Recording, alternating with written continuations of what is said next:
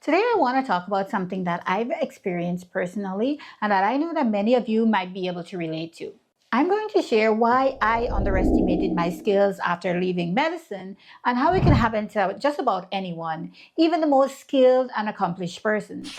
When I first left medicine, it wasn't just about switching careers. It was about starting over in a completely different career in a whole different country. And when you come from a developing country like I did, there's that added feeling of being less than.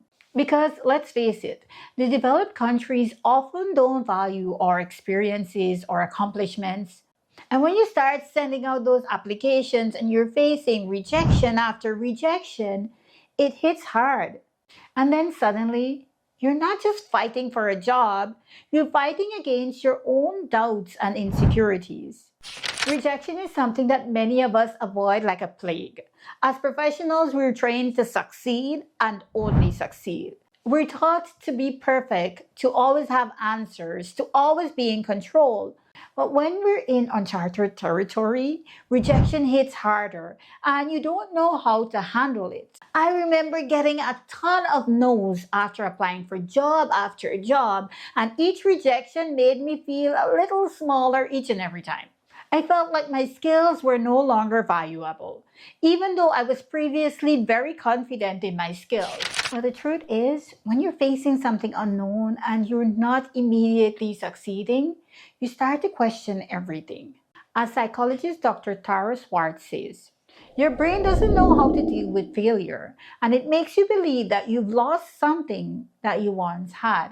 When the evidence of failure keeps staring you in the face, it's easy to forget that setbacks don't define your worth. They're just a part of your journey. And then, if you hear the negative feedback or criticism, whether from others or your own internal voice, it starts to slowly chip away at your confidence. Now that it has been several years since I made my career change, this is what I now wholeheartedly believe. I was undervaluing my problem-solving, critical thinking, and leadership abilities. They weren't gone just because I wasn't working as a doctor anymore. They were simply taking a different form.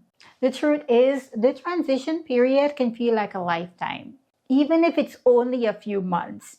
You don't always see immediate results, and that can feel very discouraging.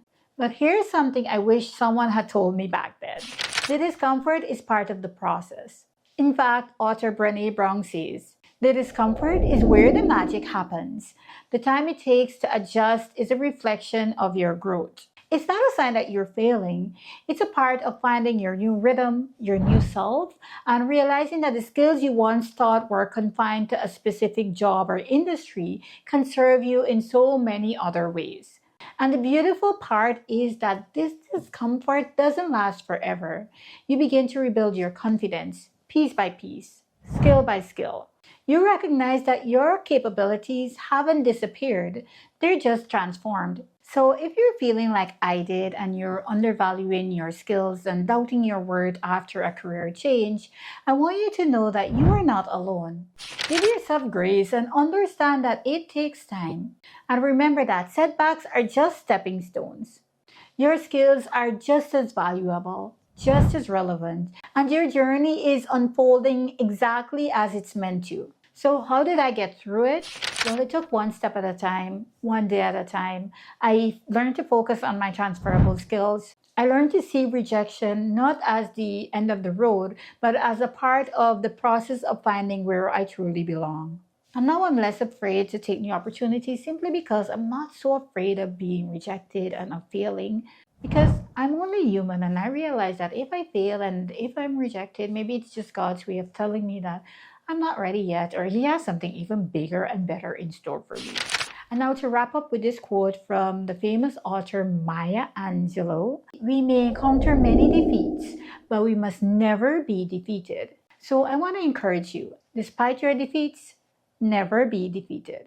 And you know what? I've had a lot of rejection, a lot of defeats, a lot of times when I felt this wasn't worth it, but I'm glad that I did not stay defeated.